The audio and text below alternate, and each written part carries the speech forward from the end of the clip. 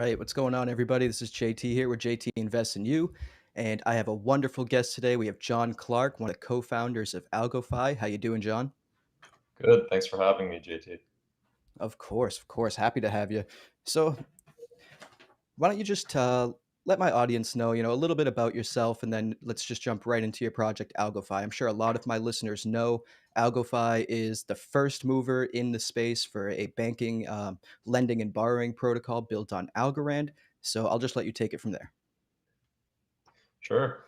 As for myself, I've been a cryptocurrency follower and sort of evangelist since since about 2014 when I first started getting involved with Bitcoin. And then since then, I've just been so fascinated with the technology and the markets being built around it. Like I'm a markets person. I find them really fascinating. And so especially in 2020, when I was seeing the launch of the early rates and DeFi markets, I was really fascinated and following that super closely.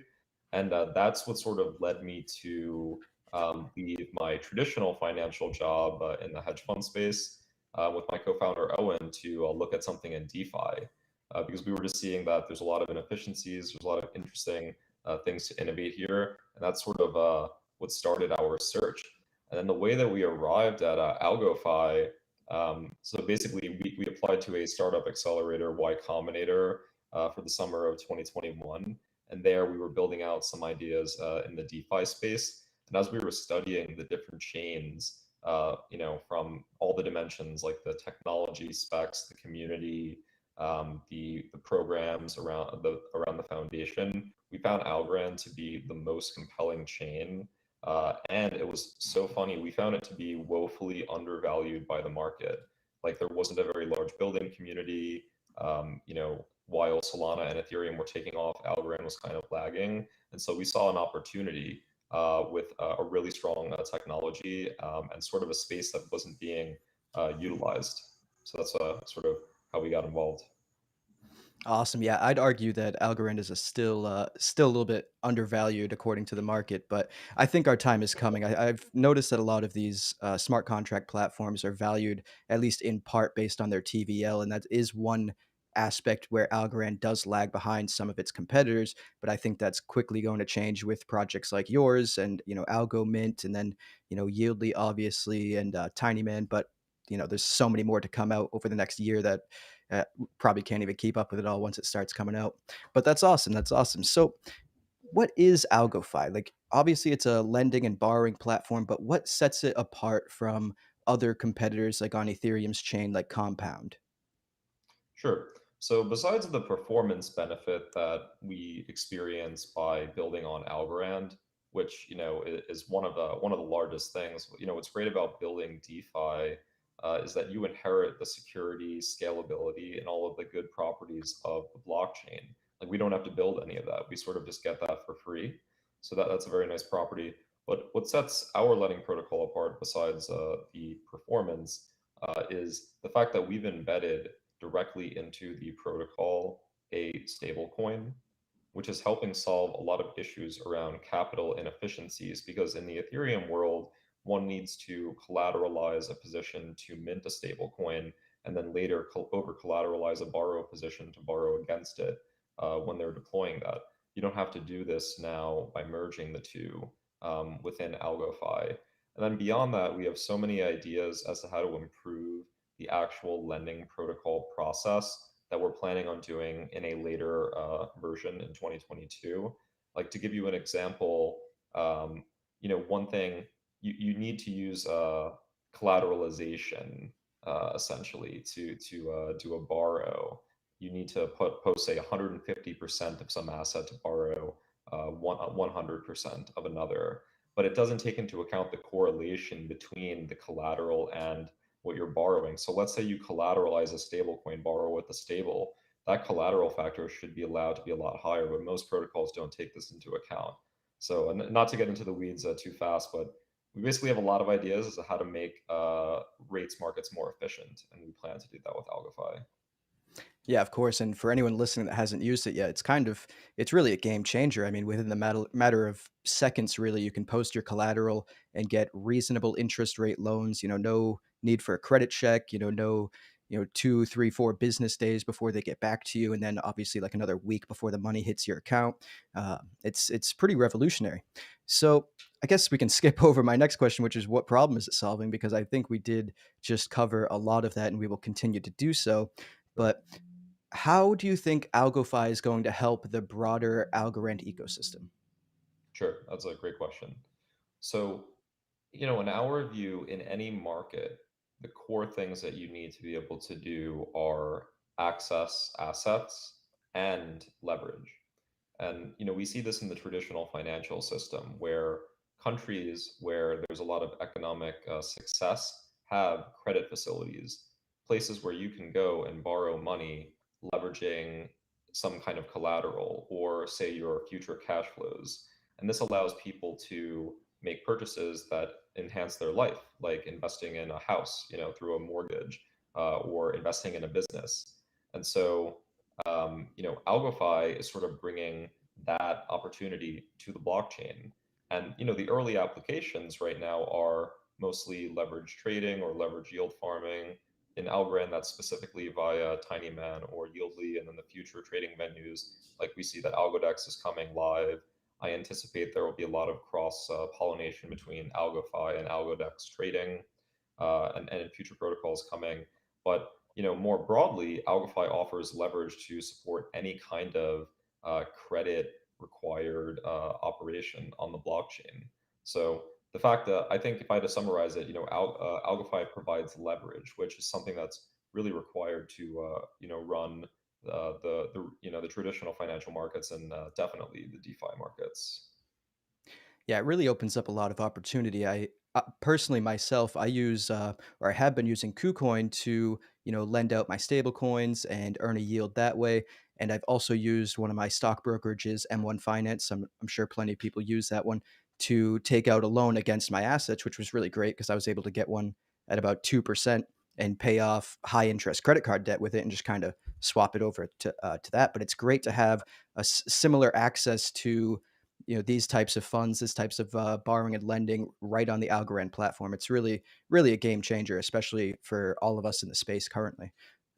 So could you explain to us how your Algofi stablecoin stable works? Like what's the difference between an algorithmic stablecoin and your typical dollar-backed stablecoin?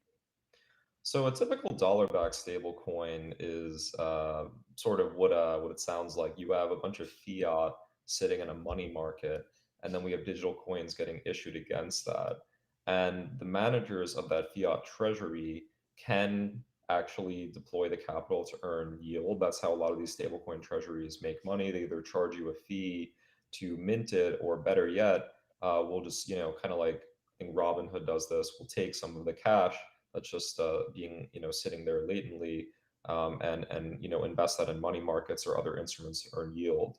So that it's ultimately they claim that ultimately when you need to come convert that to a US dollar, that'll be there, and there are arbitrage mechanisms that keep through creation and redemption that keep it pegged at a dollar.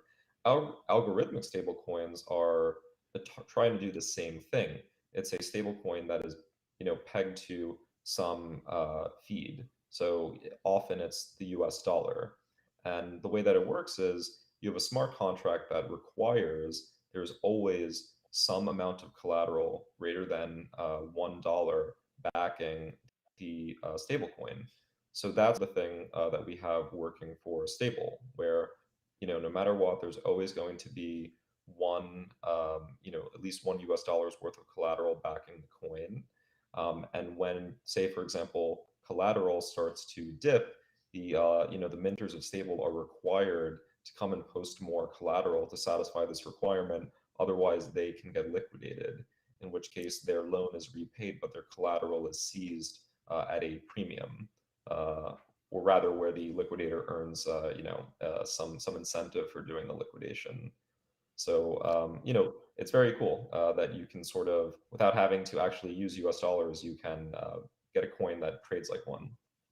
Yeah, of course, of course. Could you dive a little bit deeper on the importance of over collateralization on platforms like this? Like, why can't a user just one to one collateralize and then borrow against? I mean, what's the importance of making sure that you can only borrow up, like I think on your platform, up to 80% of what you supply as collateral? Sure. So, over collateralization is required in the blockchain space because we have no concept of a credit score or something tracking your activity that can affect, how you interact with the blockchain. In the real world, if you don't pay your debts, your assets are seized and your credit score is marked down. And this affects the rest of your life. So there's a great incentive to repay your debts. However, since DeFi is anonymous, there is no such thing yet. Maybe one day there will be, but it's sort of against the ethos of keeping things fully decentralized and in some parts anonymous. So one has to post at least some premium of collateral, say 130%, because in the event, let's say you were to post it one to one and your collateral fell to 90 cents, but you borrowed $1, then a rational but unfriendly user would just keep their borrow. And now they've profited 10 cents by holding on to that because that's already left the protocol. So the point of doing over collateralization is so that as the collateral is dropping in value, even before the collateral amount decreases below how much they borrowed, they can get liquidated. And this ensures the protocol is always kept solvent and very safe against fluctuating markets. Well, I guess it's a great segue into one of my other questions where how all right, let me rephrase this. How long does someone have to answer a margin call? Like, does it happen immediately after someone crosses that threshold, or is there a little bit of time for someone to kind of come up and make up for the difference before they get liquidated? It's a great question. So, unlike the traditional financial markets, and I'll be honest, I have been margin called on centralized crypto exchanges, but not in sort of the equity markets. And I think in the equity markets, you might actually get someone that notifies you and you have some time and they're they sort of extend you a grace period because they have your social security number, they have your credit score that they can affect. There are levers that can be pulled to really motivate you to come up with that cash at some point, even if your collateral is now worth less than how much you owe. Because usually you're posting your equity portfolio against the money you borrow. In the DeFi space, it sort of depends on when the liquidators come in, but in theory, it can be immediate. And in a very efficient DeFi market, it isn't immediate. The benefit of Algorand is that transactions are very cheap. And so, for pretty much any amount of borrow, provided the amount that the liquidator can earn in liquidation incentives exceeds the transaction costs and then the spread fees when they go to trade that into USDC or some base asset they want, maybe algos, the liquidation is positive EV. So ultimately, if when bots are running, which the open source community will be able to do so when the SDK is made available, which is coming very soon. There it can happen very soon. So the point there is people need to exercise caution and be very diligent about managing their borrow utilization when using type protocols like this. Yeah, it makes complete sense. Yeah, I have been margin called on Robinhood actually, and they do give you like 2 or 3 day grace period just to make their customers happy. But it makes complete sense. Obviously, with an anonymous platform, it's really hard to incentivize somebody to do so because, like you said, they could just not pay back. Yep. So, when could we see more assets available for supplying and borrowing on the platform? Currently, I believe there's 5 assets. Yeah. So we have Algo, USDC, GoBTC, GoETH, and Stable. And to answer your question, I'm actually going to defer that ultimately to the governance that's getting set up. So that'll be a component of governance. Within the constraints of the technology stack, the will essentially source proposals for things to add and votes will be cast to decide that. So right now there's been a base layer of assets that we view as, the core developers have viewed as essential to bootstrapping the protocol. And ultimately, we're sort of waiting for the ecosystem to grow, for liquidity to deepen. I'll say that 2022, I think, is going to be a banner year for Algorand with all of the incentive programs that are coming out to motivate TVL to migrate into the ecosystem. So I think it's sort of like we want to wait and see how liquidity forms on Algofi, on Tinyman, and in the other projects that are launching. And I think it's important in a credit facility to support the deepest, most liquid assets, and perhaps not necessarily the more sort of like uh, low liquidity, lightly traded speculative assets, because we want to keep the protocol solvent and safe for people to borrow and trade against. Yeah, it makes sense. Actually, that kind of answers another question I had because I was curious if you could ever foresee a day where people were posting, their NFTs or maybe even, their tokens from Lofty AI to as collateral to borrow against. So, so I'm particularly interested in the Lofty AI piece, but I think for the way that you would construct the NFT one, and this is something that the fact is we have built and audited with runtime verification technology that can be launched sort of independent of the initial lending market. So, for example, one day an NFT exclusive lending market could be launched with the most liquid Algorand based NFTs. The only thing you would need is for parties entering these bilateral agreements to agree on a price, because it's difficult to get a price feed on a single NFT. And then you would essentially have a bilateral loan where the NFT um, sort of acts as the collateral. So I think it's a really interesting idea that people would love to see. But there's some technical hurdles to arrive at that. Yeah, it seems like it's such a there's limitations to it at least currently, especially with the NFT market. It's not the most liquid market in the world currently, so it's I could Right. imagine at least currently that would be pretty difficult to pull off. But I could foresee a day where that is pretty common. The other thing with So NFTs is that they're highly manipulable in the sense that, there's the trade where one can sort of launch an NFT or sell an NFT for themselves at a huge markup, but collect all of the fees. And so one can pretty easily artificially inflate. So you would basically need to do bilateral agreements where people sort of, agree on that. somebody just asked if is there a velociraptor in the background, but no, that's not. All right.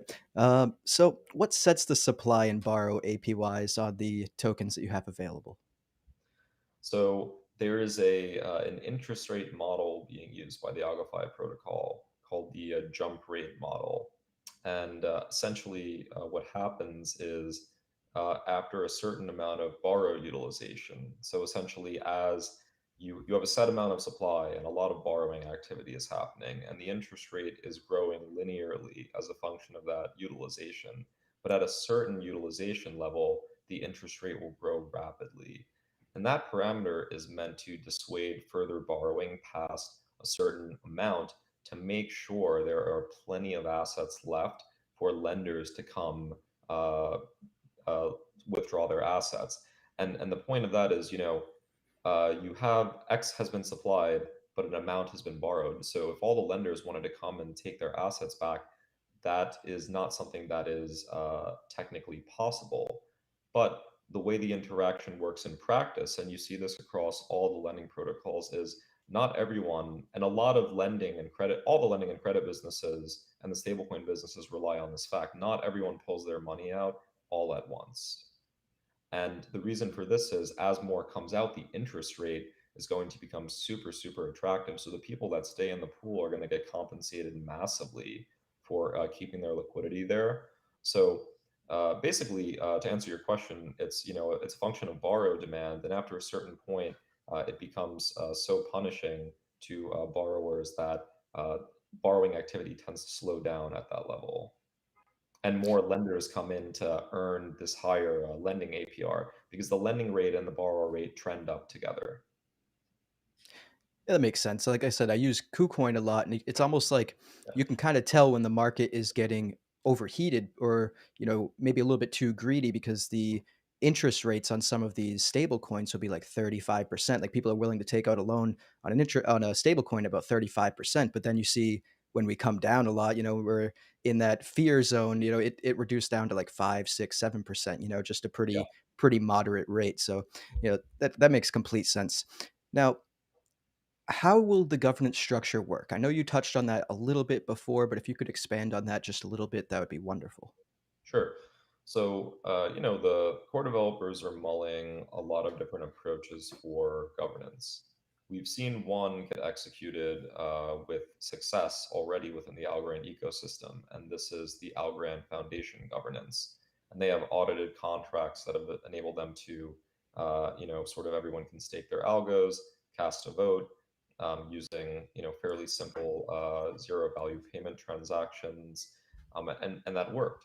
We're considering, we believe it's possible to ultimately have programmatic governance where the core developers or some decentralized body don't actually need to implement the change, but instead smart contracts can programmatically implement these changes.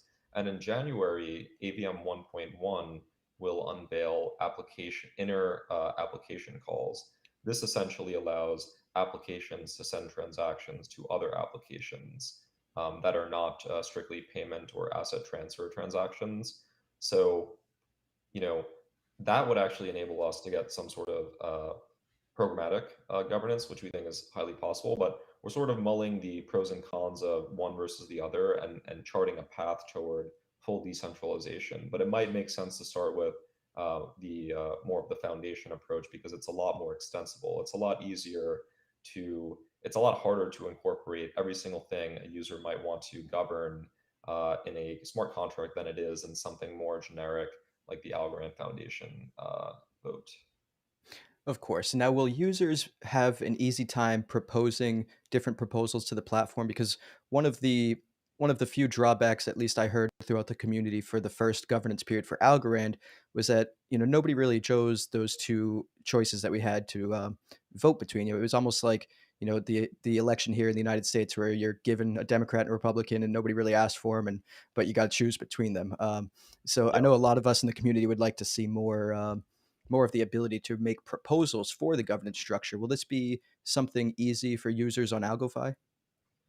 So yeah, the view here is to have a portal kind of similar to what we're seeing in the Ethereum ecosystem. Like I think, Uniswap has this, Compound has this, where users can come and propose ideas around code changes, parameter updates, things of this nature, and they can get discussed in a very sort of academic setting where people can offer their opinions, and essentially the best ideas can ultimately get voted on to be moved to an actual governance proposal, and then ultimately the vote is executed using governance tokens.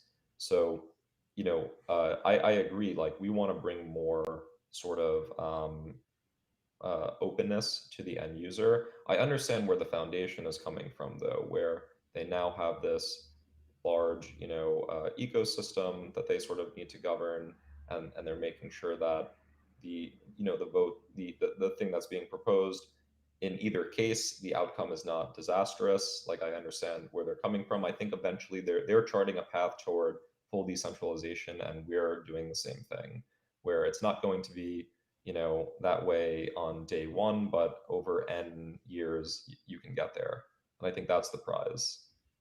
Perfect. Now that sounds great. So, one question I have about supplying assets to your platform: does the APY that I accrue for supplying those assets accrue in real time? Yes, so everything is automatic and executed by the smart contracts. Whenever a user interacts with the smart contracts, a compounding function happens where all of the excess or all of the borrowing within a given market is now accruing interest. and there's interest that's being diverted to the lenders. So that happens, at most once a minute, and as often as there's interactions, which is, at this point, very frequent. And as the protocol takes off, we're seeing interactions, many interactions within each 1 minute period. So um, you know yes, it is programmatic, and I've seen that question before, and I'm happy to say that it's not like something that needs to be done manually. The smart contracts take care of that. Perfect, yeah, because I know on, like, Yieldly, you have to claim, every 24 hours currently, you have to claim your rewards, so those aren't compounding into your stash until you claim them. Uh, Mhm. Now where do you see the rewards Speaking of accrue? which, actually, if I can add a double click on that. So we recently Sure. launched stable staking contracts, and the reason for doing this is we have this thing that we think can become amazing for the Algorand ecosystem, as an algorithmic stablecoin, which I'm happy to get more into. Our specific one. The staking contract is meant to essentially motivate the holding and usage of stable, and those rewards are accruing automatically as well. And eventually on the UI, the core developers will add a feature where essentially one can harvest and then restake those rewards to make it a bit easier for end users, because then you can sort of get that automatic compounding there. But um, you know that like I agree, like the smart contracts have kind of done a lot of the work, and now it's about making the user experience as nice as possible for these types of features. Awesome. And the APY that I accrue, does that go right into the supply, uh, that I supplied to, my collateral that I supplied to the platform? Because I do see on your page as a rewards tab, but it's currently under construction. So I was just curious if like the rewards were different than the APY that I was accruing off my supply. Yes, so they are different. We view the APY that you are earning and the borrow that people are paying as just part of the protocol. That's not a reward. That is just like, without rewards, the protocol would still do its job, which is to provide leverage to compensate lenders and to charge borrowers for accessing that leverage. And staking is this new thing we released yesterday, which sort of motivates usage of stable coins, eventually LP tokens, and various other assets that we're going to support. And then later, we're part of the Viridis program through the Algorand Foundation, and we're currently designing a program to motivate TVL to come into the Algorand space, and for our early adopters via Algorand incentive programs. So we have, we're sort of working on the design of that, and we're taking our time because we want to make sure that it's executed in the fairest possible way to have the best outcome for Algorand and the protocol. But that's what the rewards tab will do. It'll essentially display the types of APRs and performance of the algo and governance token rewards programs. Awesome. Now, just thinking for like tax purposes, will there be like a tab that shows us like everything that we've been rewarded on the platform, like a nice CSV file that we can download at a certain point to see, everything that we've accrued on the platform? So there will definitely be like on Tinyman a sort of analytics page coming in the near term, and that'll give information on interest earned, interest paid, likely rewards. When it comes to, there's going to be various applications for at the personal and the institutional level that people might want for like taxes and things of this nature.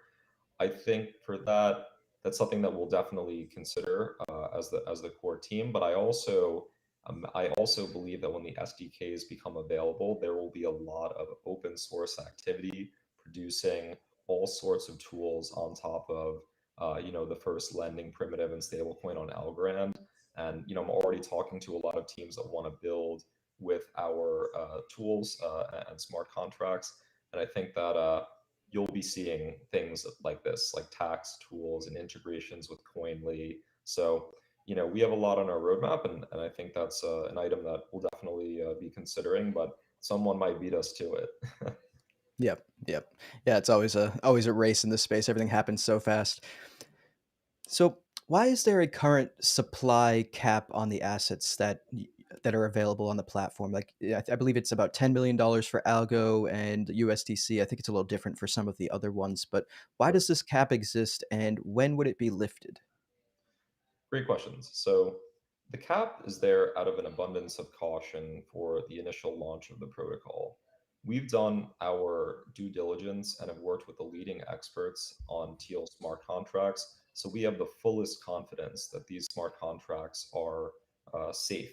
And the thing that we prioritize above all else, above features, above new tools, is the safety of the underlying process that's being conducted by the smart contracts.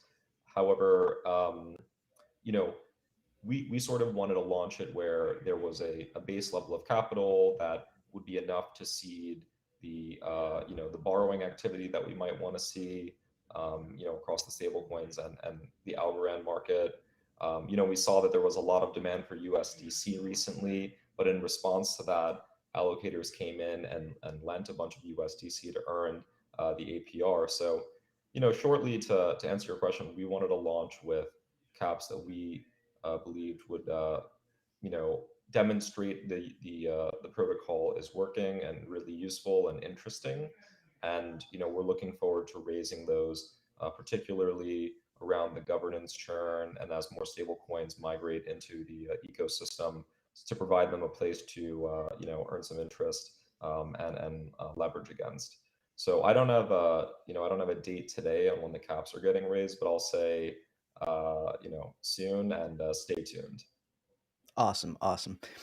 That makes complete sense. So honestly, my hunch when I first saw the caps was like, this is honestly probably just for safety in reality, because you don't want, the TVL to explode to a billion on the first day and then find out there was a bug or something. You know what I mean? It's is Most it, and a lot of it is, I'll say, it's not even the smart contract bugs. It's more just the relative liquidity on the dexes available on Algorand right now. It's tiny man. You want to kind of have a TVL that's somewhat commiserate with the TVL that you see on the lending protocol. Because if there's too much TVL, or rather the trading protocol, like Tiny Man, if there's too much TVL on the lending protocol, you could see some strange behaviors happening in the trading markets.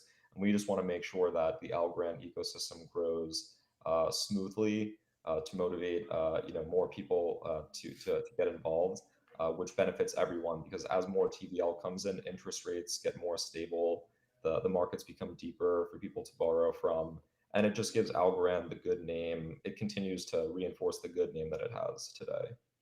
yeah, I'm completely excited for 2022. I really think it's going to be a big year for Algorand for all Yeah. the things we've mentioned and then some. Honestly, there's so much that really couldn't be mentioned in an hour.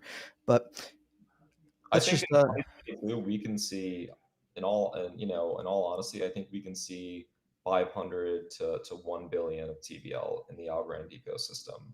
I really do with the things that I'm seeing, the incentive programs that we're going to be able to roll out, the excitement, the general bullishness of the DeFi markets. I do think 2022 is going to be Algorand's banner year that really launches the DeFi component. I couldn't agree more. So you mentioned that you recently launched the stable staking contract to incentivize people to stake your native stablecoin, and you also announced yesterday, or Algofi announced yesterday, the coming of a USDC and stable LP staking pool. Does that launch today? Right. So we're actually working on that today. After I Okay. get off this call, I'm going to be sort of working with Owen and the rest of the core team to, you know, do some final checks on that. But yeah, the goal is to have that launched soon. And the reason for sort of staking of the LP tokens is that it helps grows the liquidity of the USDC stable pair, helps stable grow, helps keep it, as the name suggests, more stable, um, and is just generally good for users of tinyman and our protocol. So we're going to kind of be doing some last minute QA. We had a good launch with the stable staking contract, and we're running a similar playbook with this release. I think it's a wonderful idea because, as you said, it'll help maintain the peg of stable, but it'll also incentivize further liquidity providing, which is one of the things that, I mean, I know this isn't a Yieldly video, but Yieldly's recent roadmap, they announced that they want to create LP staking pools to also incentivize further liquidity providing on Algorand. And I think in conjunction, all of these dApps working together to increase liquidity, increase TVL. I mean, it's really a no brainer. I do think 2022 is Yeah. going to be the year. And So, we've built technology that is fully audited and can support the staking concept in a highly safe way. So, I was actually even thinking yesterday, besides the staking contracts that we're going to launch, but we sort of have this technology that's ultimately, we're ultimately going to fully open source. And I think for people that want to launch staking contracts, you'll be able to in a very safe way with any asset supporting up to two reward assets. So that's another thing that we built that I think will help out the community.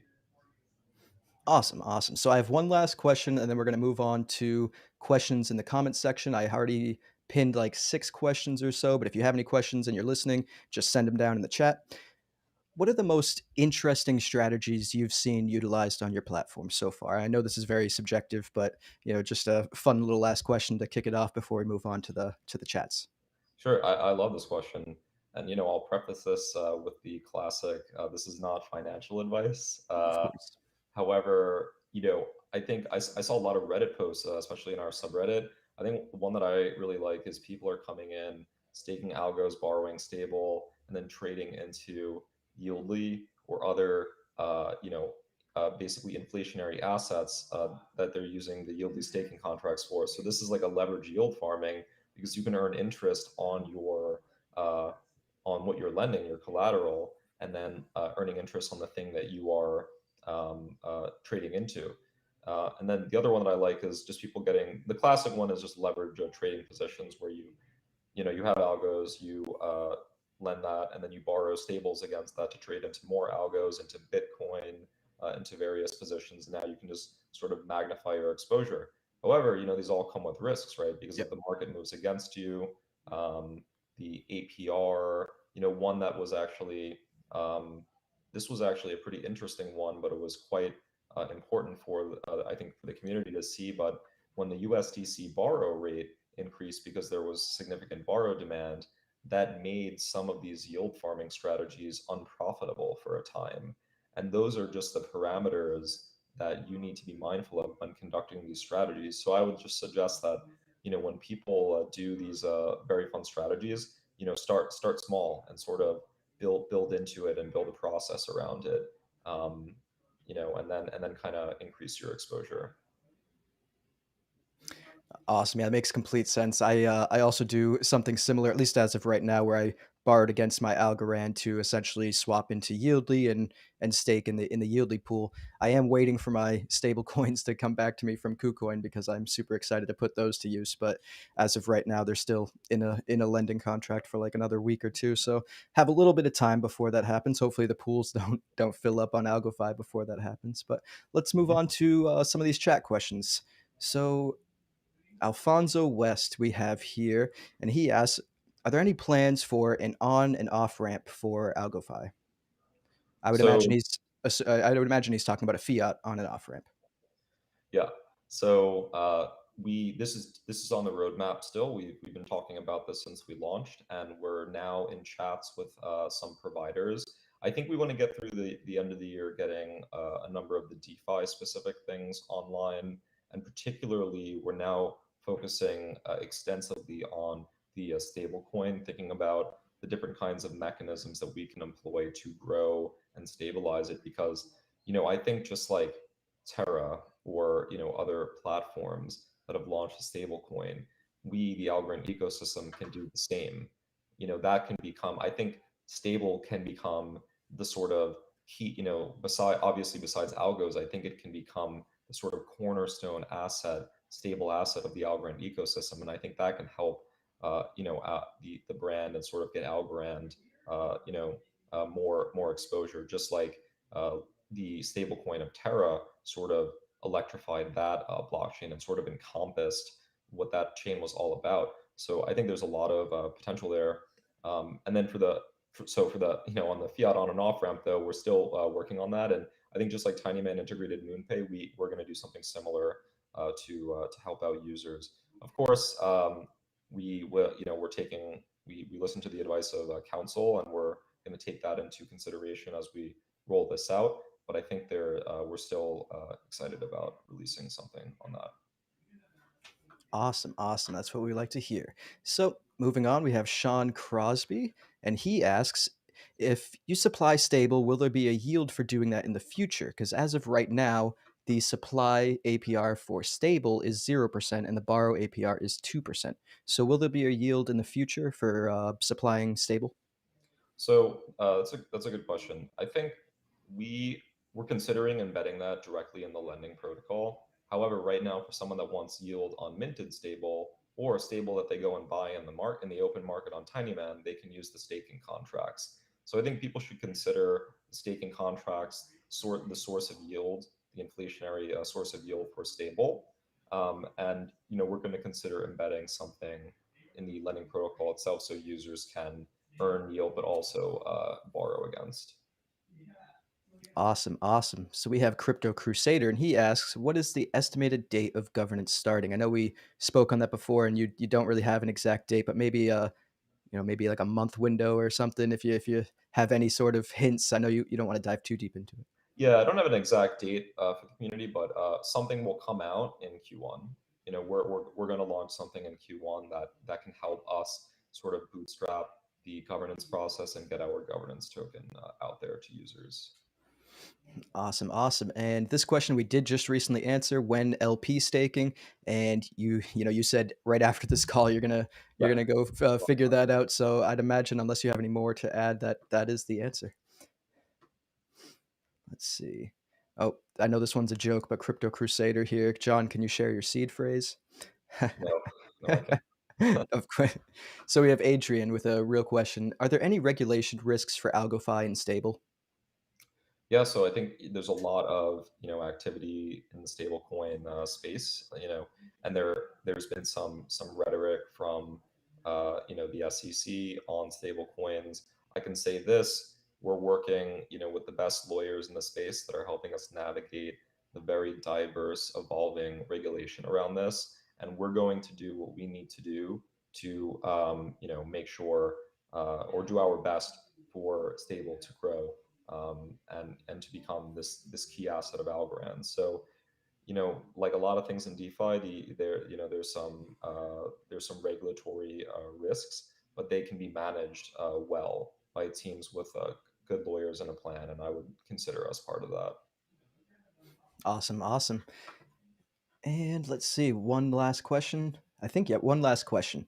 Are there any cross-chain or centralized exchange plans for stable in the future to be listed anywhere else?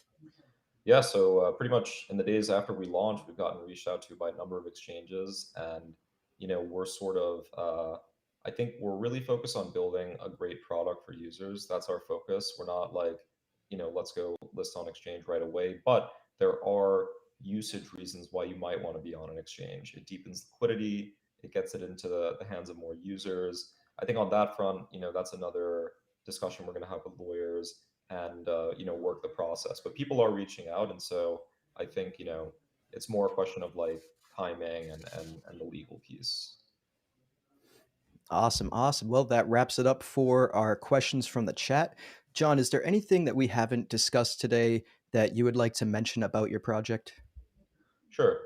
I think like we the team here we call it the liquidity protocol. It's the stable coin and the lending protocol, and it's brought leverage to the Algorand DeFi ecosystem. But our plans, are to firstly grow what we've already built into a huge sort of protocol with more TVL, deeper markets, and grow the Algorand ecosystem. But I'll also say that we are all just believers in DeFi being the new financial system. So there's a lot more that we intend to do. We're going to build a lot more things into Algofi to make for a more rich, DeFi market, and we're just taking this long-term view that DeFi can sort of revolutionize the financial market. So I plan to be working in this space for a long time. Awesome. Like to hear it. Well, John, this has been a great conversation. Let the people know where they can find you. You know, any social medias, web pages, anything you want the people to know on your last little hoorah here. And then, yeah, I appreciate the conversation. It's been really great. I'm super excited about Algofi. I think it's probably one of the best things to launch on Algorand so far. So I'll let you take it from here. Sure. Well, thanks for having me. And I think to learn more, you can go to algofi.org to use our application. You go to app.algofi.org to learn more about how to use it. You can go to the docs, docs.algofi.org. And otherwise, you can find us on Twitter, Reddit, Discord, Telegram. And, please reach out. We're super active, especially in the very early stages to get feedback on what we built. And we love chatting with the community. So ask questions, propose ideas. It's just a discussion, pretty much an open dialogue for anyone. Awesome. Awesome. Well, I appreciate it, John. I appreciate you coming on the show. I appreciate everyone in the chat asking those questions, some great questions. And yeah, thanks for coming on. Thanks, JT. Appreciate you having me. Of course. Happy holidays. You too. Take care. Take care.